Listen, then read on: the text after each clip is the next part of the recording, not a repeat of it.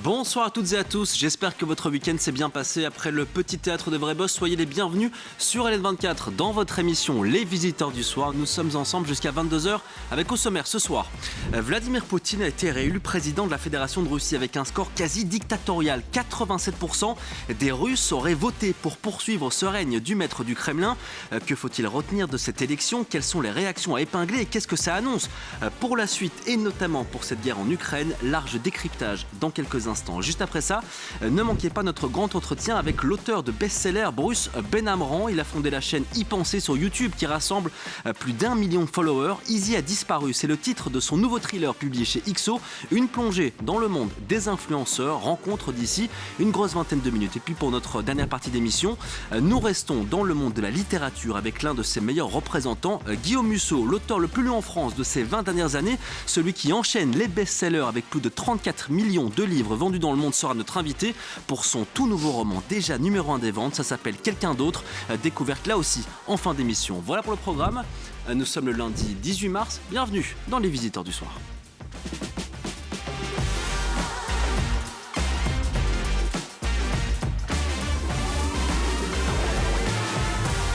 Et pour démarrer cette émission, nous partons direction la Russie, où le pays a choisi son nouveau président. Oh, qui voilà, souhaiter la bienvenue à nouveau à Vladimir Poutine, qui rempile pour 5 ans minimum. 87% des Russes auraient donc voté pour le patron du Kremlin. Une issue électorale à prendre évidemment avec des pincettes, mais qui confirme encore un petit peu plus la mainmise de Poutine sur un pays plus que jamais engagé dans sa guerre en Ukraine. Pour en parler avec nous ce soir, pour analyser tout ça, plusieurs invités. Tout d'abord, bonsoir Frédéric Moreau. Bonsoir Jim. Avocat à barreau de Bruxelles, très heureux de vous revoir. Vous êtes aussi directeur de recherche à l'IRIS, spécialiste de la défense européenne. À vos côtés, bonsoir Anne Godard. Bonsoir. Professeur à l'UMON, spécialiste de la Russie. Et puis à vos côtés encore, c'est Boris Vanacker, notre journaliste. Bonsoir Boris, bonsoir. On vous retrouve dans quelques instants. Mais avant ça, je vous propose qu'on démarre par regarder ensemble ce sujet signé Roxane Joss. Vladimir Poutine, réélu comme président de la Fédération de Russie. Et on décortique tout ça juste après. Quelques 112 millions d'électeurs russes se sont rendus aux urnes ce week-end pour choisir leur président. Vladimir Poutine a été réélu pour 6 années supplémentaires. Il a tenu à remercier ses électeurs et à clarifier ses intentions. Je pense qu'il est devenu clair pour tout le monde que peu importe à quel point ils veulent nous intimider, peu importe à quel point ils veulent supprimer notre volonté et notre conscience, personne dans l'histoire n'a jamais réussi à faire quoi que ce soit de ce genre. Cela n'a pas fonctionné aujourd'hui et ne fonctionnera pas à l'avenir. Jamais. À l'étranger, le président du Venezuela a qualifié cette réélection de bon augure pour l'année 2024. La Chine aussi a exprimé ses félicitations à Vladimir Poutine. Depuis 2 ans, les pays voisins se sont rapprochés sur les plans politiques et économiques. La Chine et la Russie sont l'un pour l'autre les plus grands voisins et des partenaires de coopération stratégique globale dans la nouvelle ère. Nous sommes convaincus que sous la direction stratégique du président Xi Jinping et du président Poutine, les relations entre la Chine et la Russie continueront à progresser à l'avenir. Si les alliés du président russe se sont exprimés, il doit aussi faire face à de nombreuses critiques. Au pouvoir depuis un quart de siècle, Vladimir Poutine est qualifié de dictateur par son homologue ukrainien. Il est clair pour tout le monde que ce personnage, comme cela s'est produit si souvent dans l'histoire, est tout simplement malade du pouvoir et fait tout ce qu'il peut pour régner éternellement. Il n'y a pas un mal qu'il ne commettra pas pour prolonger son pouvoir personnel. Vladimir Poutine faisait face à 3 autres candidats qui soutenaient tous indirectement le maître du Kremlin. Anne Godard, on va revenir en long et en large sur les réactions évidemment à l'international, mais avant ça, 87% ont donc voté pour Vladimir Poutine. Est-ce que vous pourriez peut-être commencer par nuancer ce résultat et donner votre regard sur l'issue de ce scrutin? Moi, je trouve que c'est nul. J'aurais attendu 90. Oui, pourquoi pas 90? C'est une contre-performance absolument lamentable. Non, évidemment, 87%, vous parliez de vote, je ne sais plus. Enfin, moi, j'appelle ça un vote stalinien. C'est-à-dire, c'est un vote où on doit avoir un maximum de voix possible, où tout le monde doit être du côté du grand timonier, parce que c'est un petit peu le narratif qui est hyper triomphaliste et dont on va être rincé dans les prochains jours. En même temps, je ne mets pas en doute une seconde que Vladimir Poutine a beaucoup de personnes au sein de la Russie qui votent pour lui. Mais objectivement, ce pourcentage mentionné n'est pas du tout réel. Il faudrait diviser en deux. Pour Poutine, depuis qu'il s'est présenté, comment vous expliquez? C'est le plus haut taux avec lequel Poutine a été élu. Encore une fois, ça aurait pu être encore plus. Ah oui, mais tant qu'à faire, il y en a un peu plus, je vous le mets. Ouais, mais ce choix, justement, pourquoi 87? Pourquoi pas 90? Pourquoi pas 82? Parce qu'on parlait la semaine dernière avec notamment vos collègues de ce score de 80% au minimum. Pour Poutine. Poutine. Ça avait été annoncé, ça devait être supérieur à son dernier score qui flirtait avec les 80%. Donc, moyennant quelques petits arrangements à gauche, à droite, voilà, c'est possible. Tout est possible en Russie, la preuve. Oui, après, on va aussi entrer dans les détails, on l'a dit déjà la semaine passée, avec évidemment des fraudes manifestes aussi, et un système, notamment électronique, qui permet encore à Poutine de cacher encore un peu plus ses chiffres. Frédéric Moreau, cette déclaration de Poutine, il estime que les premiers résultats démontrent la confiance des Russes dans son pouvoir. Votre réaction, Frédéric? Écoutez, c'est un peu abusif de parler d'élections, de résultats électoraux. C'est une farce électorale. Pas d'opposition égale pas d'élection. Ces élections, ces résultats sont uniquement là pour l'intérieur de la Russie, pour les Russes, pour lesquels Vladimir Poutine a réussi à les enfermer dans une sorte d'autre monde, de réalité virtuelle, et il leur fait croire, et il y en a beaucoup qui le croient, qu'effectivement il a été élu avec 87%. Ça n'a d'autre objectif que de le renforcer dans son addiction au pouvoir, dans le fait d'éliminer toute possibilité d'opposition. Quand on voit que des personnages aussi, pardonnez-moi, je ne veux pas être méchant, mais aussi insignifiants que Nadezhdin ou la dame qui s'est présentée. Ces opposants qui ont été interdits de se présenter. Si même ceux-là font peur à Poutine, alors c'est que vraiment Poutine a peur du peuple russe. Il sort malgré tout, Anne Godard, renforcé avec cette élection. Il reste aujourd'hui plus que jamais le maître en Russie. Il faut le dire ça quand même aux gens qui nous regardent. Oui, mais c'est-à-dire que sa grande façon de penser, c'est de dire il n'y a pas d'autre choix. C'est toujours ça. Comme pour l'invasion en Ukraine, il n'y a pas d'autre choix. Il faut y aller, sinon on nous tape dessus. Il faut voter pour moi parce qu'il n'y a pas d'autre choix. C'est une logique qui fonctionne Pour le coup, il n'y avait vraiment pas d'autre choix. Il a fait en sorte qu'il n'y ait plus d'autre choix. Donc les oppositions, vous avez rappelé Dountsev, vous avez rappelé Boris Nadezhdin, oserais-je encore rappeler Alexei Navalny, il n'y avait plus d'autre choix. Donc il y a quand même une opposition. Alors on l'a quand même vu à 3 reprises visuellement, c'est super important ce qui s'est passé dans les dernières semaines. Il y a d'abord eu cette collecte de voix pour Boris Nadezhdin, pas aussi insignifiant que vous le dites, mais enfin voilà, qui n'a pas pu arriver, malgré 200 000 voix récoltées, à avoir l'autorisation de se présenter comme candidat à la présidentielle. Des problèmes de procédure, c'est pas très clair. On a trouvé une excuse. Des raisons fallacieuses diverses et variées. Ensuite, mais visuellement, nous avons vu ces foules de gens qui allaient donner leur assentiment. Ils n'allaient peut-être pas voter pour lui, mais lui donner la possibilité de concourir. Ensuite, on a vu malheureusement les files de gens ininterrompus aux funérailles de Navalny, les jours de funérailles, les jours après et encore maintenant. Et voilà. Et la troisième, donc visuellement, c'est important parce qu'on essaie de faire croire aux Russes qu'ils sont seuls quand ils sont dissonants. Le fait de voir que vous ou moi, je prends les mêmes risques, je pense la même chose, c'est très important. Et la troisième chose où nous avons vu des Russes rassemblés, c'était hier, à midi, avec le mot d'ordre de rassemblement, voter à midi contre Poutine. Il ne fallait pas aller bien loin, vous avez vu à l'avenue de Fray peut-être, il y avait des longues files de gens, très intéressant à voir. Vous prenez toujours un petit peu d'avance sur cette émission, c'est pour ça qu'on aime bien vous inviter aussi, parce que Boris Vanacker est là. Boris, il y a eu cet appel lancé par la veuve d'Alexei Navalny, une opération qu'on a couvert la semaine dernière, appelée Midi contre Poutine. Elle a appelé les partisans de son mari et les opposants de manière générale de Poutine à se mobiliser, Boris. Mais effectivement, ça vient d'être mentionné. L'intérêt, c'était de se rassembler donc le dernier jour de vote, donc hier à midi, dans les bureaux de vote en signe donc de contestation. Une action qui ne pouvait pas être interdite, qui a permis à toutes ces personnes peut-être de se rendre compte qu'elles n'étaient pas seules, qu'elles n'étaient pas isolées. Et dans toutes les grandes villes, à Kazan, à Saint-Pétersbourg et aussi à Moscou, près du bureau de vote proche du lieu où Alexei Navalny a été enterré, une affluence plus importante a été remarquée pendant cette heure symbolique. Certains Russes ont même osé s'exprimer publiquement et c'est assez rare, comme Olga. Écoutez-la. Pourquoi je suis venue aujourd'hui ? Parce qu'il était important de venir pour que les gens se rendent compte pour qui on est venu voter, pour que les gens se rendent compte que nous sommes contre le gouvernement actuel. Et je pense que la majorité ici, je pense que 90% des gens qui sont là ne le sont pas par hasard, mais pour exprimer ouvertement leur position. Oui, et puis cet appel, Boris, Midi contre Poutine, a été surtout entendu dans les pays limitrophes de la Russie. Oui, tout à fait, comme par exemple en Arménie, où beaucoup d'exilés russes ont quitté le pays, en tout cas après le début de l'offensive en Ukraine.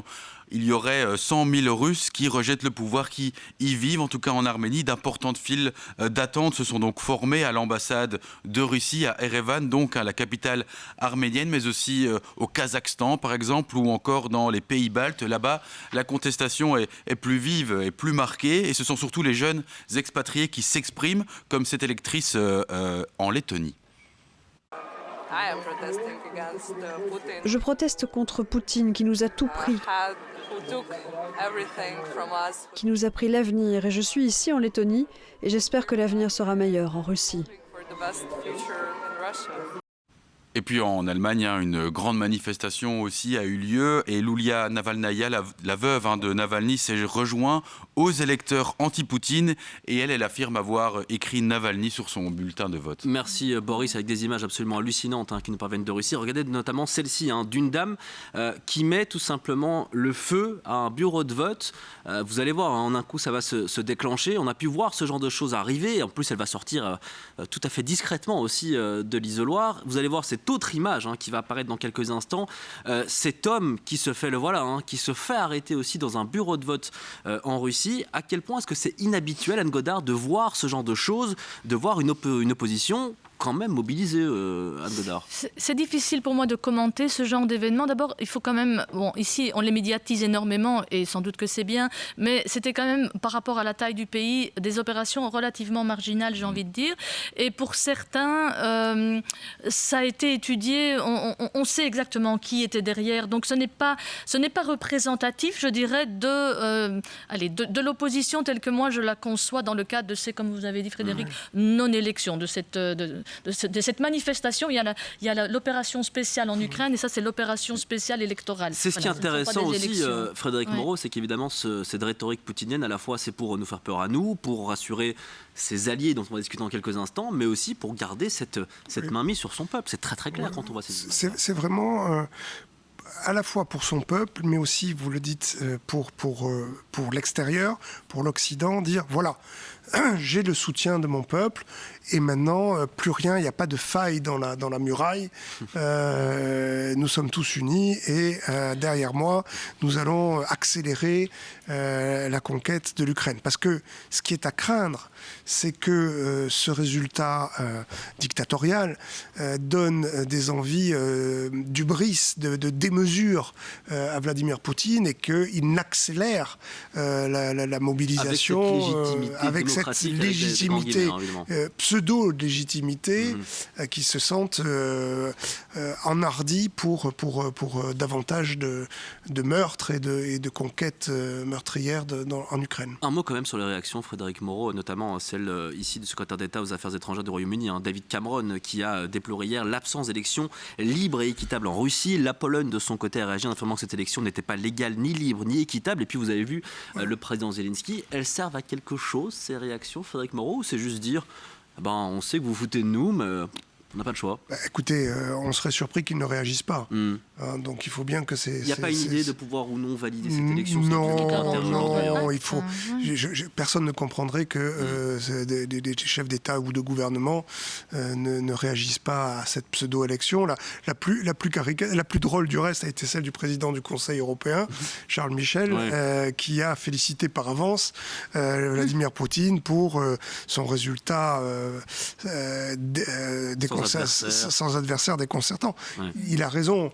Enfin, quand c'est à ce point se moquer du monde, alors il faut que... Et Poutine aura beaucoup de plaisir de lui dire que lui n'est pas élu comme lui. J'allais le dire parce que c'est donc ça, c'est vraiment des armes à double tranchant. J'aime beaucoup l'humour de Monsieur Michel, et effectivement, il n'a pas tort. Mais c'est là-dessus, c'est une des armes. Après, c'est un processus européen qui permet, alors sans être élu, d'occuper ce poste. Mais Anne Godard, moi, c'est plutôt sur les autres réactions, parce que ça m'a surpris. Il faut faire il est quand même élu, petite nuance. Il est élu par ses pairs. Bien sûr, oui, mais pour ce qui est des réactions, Anne Godard, les dirigeants du Venezuela, du Nicaragua, de Cuba, de Bolivie, que du beau monde, ont félicité de leur côté Vladimir Poutine. Et puis il y a eu évidemment la Chine qui a exprimé ses félicitations. Peut-être arrêtons-nous sur la Chine. C'est la réaction à laquelle il faut être le plus attentif. Mais de toute façon, les Chinois n'allaient pas faire autrement. Ce n'est pas non plus un exemple de grand système démocratique que la Chine nous donne aujourd'hui. Et puis les Chinois sont quand même les premiers voisins de la Russie. La Chine a tout intérêt à continuer une collaboration correcte sur le plan économique avec la Russie. Vous savez, la Russie de plus en plus se vassaliser à la Chine, soyons clairs. C'est son premier acheteur d'un tas de matières premières et je pense que bientôt on va voir, parce que c'est une des idées fixes de Poutine, remonter la courbe démographique, on va voir peut-être que les Chinois y contribueront fortement. Donc je pense que c'est normal, ce n'est pas choquant, ce n'est pas en tout cas une surprise que la Chine soit parmi les premiers à féliciter Poutine avec sa réélection. Ça me semble dans l'ordre des choses. Oui, je vois Frédéric Moreau, parce que le régime chinois, au final... entre dictateurs, on se comprend, quoi. Ouais. On est en famille, quoi. J'aimerais tous les pays, tous les représentés, cités, sont quasiment tous des dictateurs. Oui, parce que c'est vrai qu'on analyse depuis tout à l'heure, mais finalement on aurait pu dire ce qu'on se dit aujourd'hui, on aurait pu se le dire vendredi avant d'avoir les résultats. C'est la ligue des dictateurs. On est dans des dictatures, on est dans un jeu de rôle, là.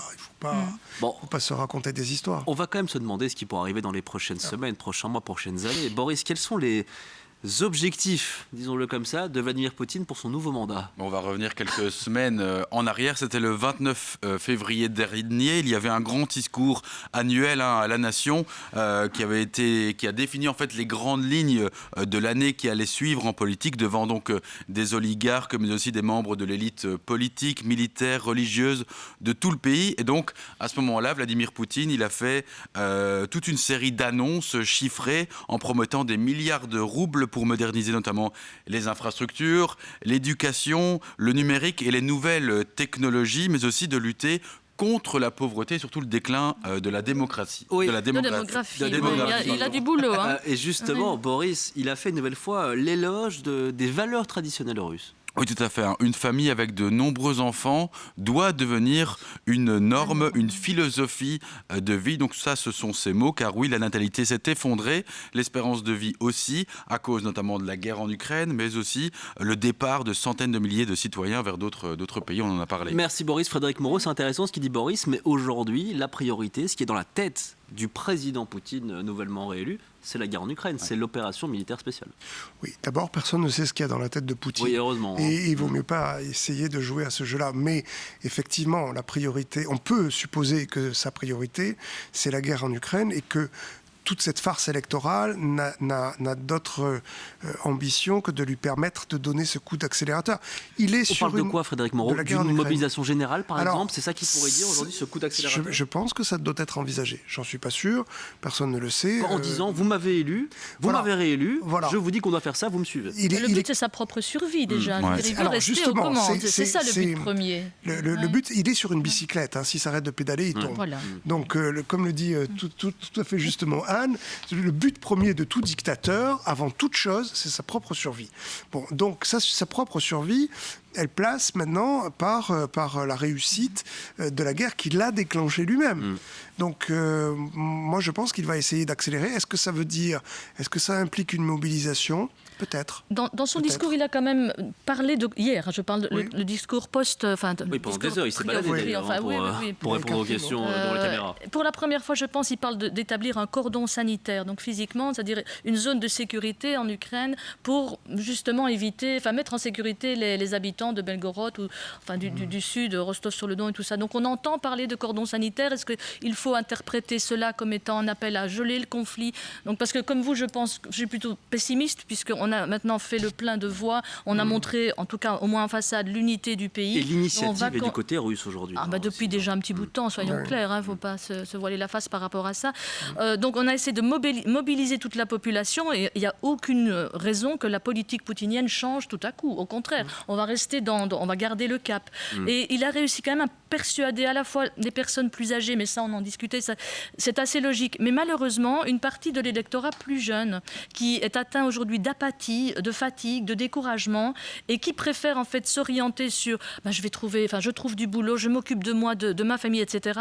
et je ne m'occupe pas de politique. Et c'est là, tout est là en fait. Avec un caractère aussi parfois très nationaliste, dans une certaine jeunesse russe. Oui, il y a ça, mais il y a simplement des gens comme ça pourrait être vos fils, vous êtes encore jeunes, nos fils, voilà, des gens normaux qui veulent simplement s'intégrer, qui vont voter Poutine parce que Poutine, dans leur tête, c'est synonyme de stabilité et, paradoxalement, de paix. Ouais. Voilà, ils en sont profondément persuadés. Voilà. Un dernier mot comme avec vous, Anne Godard, parce qu'à l'issue de son mandat en 2030, on rappelle qu'il a modifié la Constitution, donc il pourra se représenter au moins jusqu'en 2036. Oui, je vois déjà la tête d'Anne Godard qui souffle. Quand même, il devrait à un moment donné ne avoir honte. Mais regardez. Quand il arrive en 2030, il aura dépassé le record de longévité au Kremlin de Joseph Staline. Oui. Quelle trace il laissera dans l'histoire, selon vous, ce je président pense russe, la même que Poutine. Joseph Staline. Je suis désolée, quand on a passé le 5 mars dernier, date du décès de Staline, le 5 mars 1953, un décès qui a pu sauver beaucoup de vies, un décès inopiné par un AVC, je dis peut-être que l'histoire va-t-elle se... Non, ça n'a pas été répété, mais je pense qu'il laissera dans l'histoire, peut-être, alors soyons quand même justes avec tous ces habitants de la Russie qui sont plutôt à plaindre qu'autre chose. Peut-être va-t-il être associé, d'ailleurs même sûrement va-t-il être associé à cette personne qui aura redonné une espèce de fierté, certes très mal placée. Après l'URSS. Voilà, après l'URSS et après l'humiliation des années 90, qui aura relevé aussi bien au niveau économique, quoique on va voir maintenant ce que ça donne, mais l'orgueil et le sentiment de fierté, oui, de parler d'égal à égal avec les grands de ce monde, ça, il faudra le laisser à Poutine. Mais après tout le reste, on va voir, quand on va pouvoir démonter le culte de la personnalité poutinienne, comme ça a été fait fin des années 50 avec Staline, qu'on a affaire à toujours le même genre de personnage. Le mot de la fin pour vous. Il va laisser surtout une immense trace de sang sur l'histoire de la Russie. Une immense trace de sang. Il sera, à mon avis, responsable de la scission, je ne dirais pas définitive, parce que rien n'est jamais définitif, mais en tout cas pour une très longue période de temps, ça c'est sûr, du divorce de la Russie avec l'Europe. Ouais. Ça c'est clair. On n'est pas prêt de réintégrer la Russie dans le concert européen. Il faudra voir qui gravite aussi autour de la Russie dans ce futur qui n'apparaît pas si reluisant que ça. Merci beaucoup Frédéric Moreau, je vous ai présenté comme directeur de recherche tout à l'heure, vous êtes bien chercheur associé à l'IRIS, et puis merci aussi à Anne Godard, toujours disponible pour N24, et puis merci à Boris Vanacker pour la préparation de ce grand dossier. À suivre, rencontre avec l'auteur de best-seller Bruce Benhamran. Il vient vous parler de Easy a disparu, son tout nouveau thriller qui raconte la folie qui régit parfois le monde des influenceurs et des influenceuses, la face cachée des réseaux sociaux, leur dérive. Ne manquez pas ça, ce sera juste après ceci.